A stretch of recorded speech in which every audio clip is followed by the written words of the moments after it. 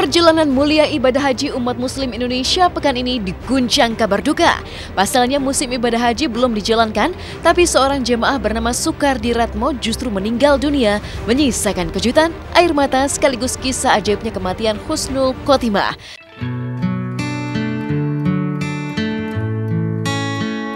Pasalnya, meski belum sempat melaksanakan rangkaian ritual ibadah haji, tapi almarhum Sukardi Ratmo ditemukan meninggal dunia dalam keadaan sujud saat melakukan sholat asar di Masjid Nabawi, Madinah.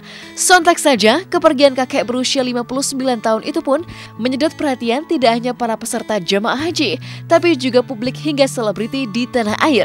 Pasalnya meninggal saat menjalankan ibadah mulia berhaji sudah menjadi impian setiap muslim agar bisa meninggal dalam keadaan husnul khotimah.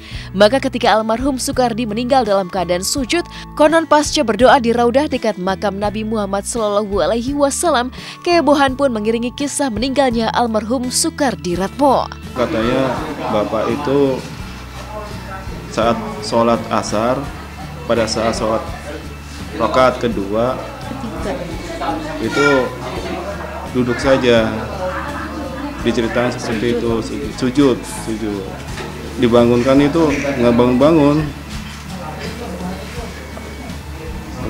terus katanya ada tim medisnya di sana, katanya dokter, udah nggak ada. Tim medisnya dokter itu Mbak. Pas kebetulan lagi sholat di situ juga. Iya, langsung meriksa bapak, nadinya itu udah nggak ada. Ininya nggak percaya kalau meninggal di sana. Iya, pulang ketemu keluarga, ketemu saudara-saudara.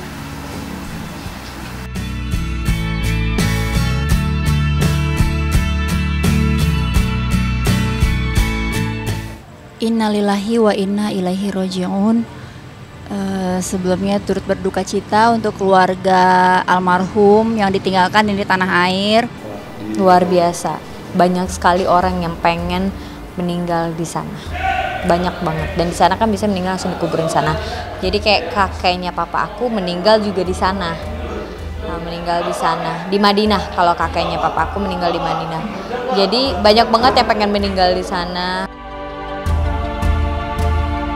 Uniknya, kisah meninggalnya almarhum Sukardi Ratmo itu pun diwarnai keajaiban penuh teka-teki. Pasalnya berangkat dari tanah air tanpa pernah memiliki catatan sejarah medis mengidap penyakit jantung, tapi penyebab kematian jemaah kloter 1 dari Indonesia itu justru dinyatakan akibat cardiac arrest alias serangan penyakit jantung. Sebuah hal yang sama sekali tak disangka-sangka oleh kedua anak almarhum Sukardi Ratmo. Pasalnya ketika hendak berangkat melaksanakan ibadah haji, almarhum Sukardi sama sekali tak menunjukkan gejala sakit, bahkan semangat membara, hingga kuat melaksanakan ibadah sholat tahajud dengan rajin nyaris setiap hari. Sehat, cuman kadang-kadang kalau jalan gitu Mbak suka nggak kuat gitu, jalan suka agak nyesek gitu. Gak nyangka. Soalnya bapak kan semangat banget mau ibadah haji, udah nunggu 7 tahun. Semangat ya. Terus waktu berangkat hari pertama udah meninggal, nggak percaya gitu Mbak. Nggak nyangka juga sih. Selama ini kan beliau juga semangat banget buat berhaji, sampai tiap malam itu pasti sholat tahajud Mbak.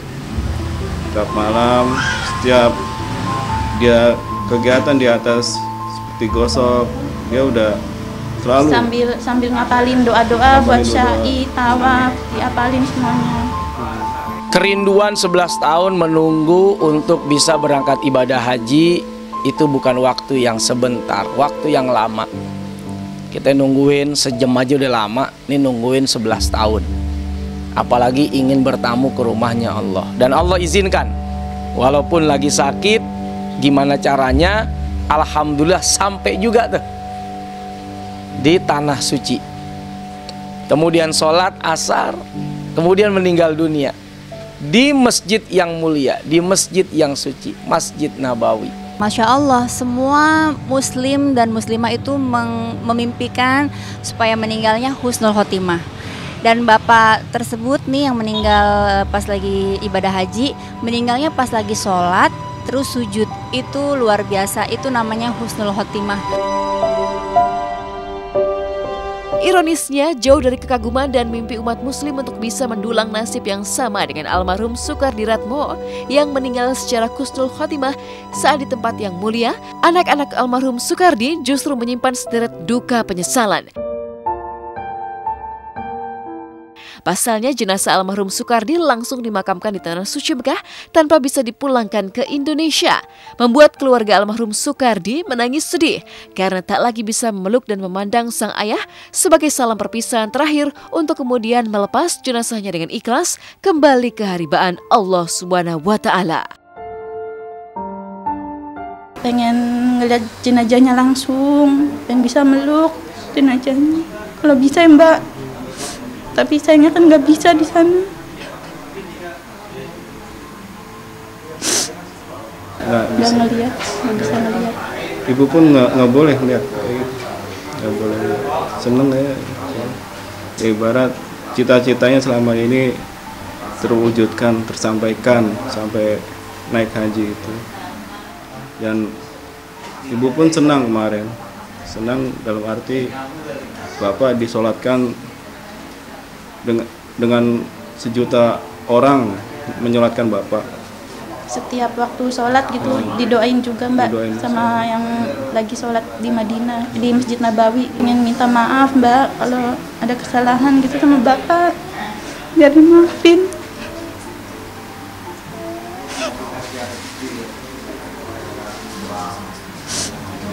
Itu aja, pengen minta maaf sama Bapak. Turut berduka belasungkawa untuk keluarga yang ditinggalkan, dan saya mendoakan kepada almarhum, Allah maghfir lahu warhamhu wa'fu anhu, Allah la tahrimna ajrahu la taftinna ba'dahu waghfir lana wa lahu wasi'amatu lahu. Amin amin ya rabbal alamin. Semoga keluarga yang ditinggalkan diberi ketabahan, dan Masya Allah bisa meninggal di sana, di rumahnya Allah, dan pastinya dia sudah bahagia di sana dan sudah ditempatkan di sisi Allah.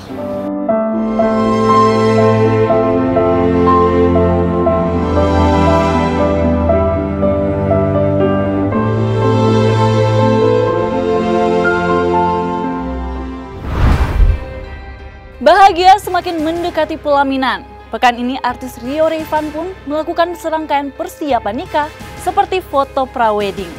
Bersama Yani Monas sang kekasih, seperti apakah romantis dan mesranya sesi foto prawedding Rio Rayvan? Langsung saja kita simak liputannya usai jeda pariwara yang berikut ini.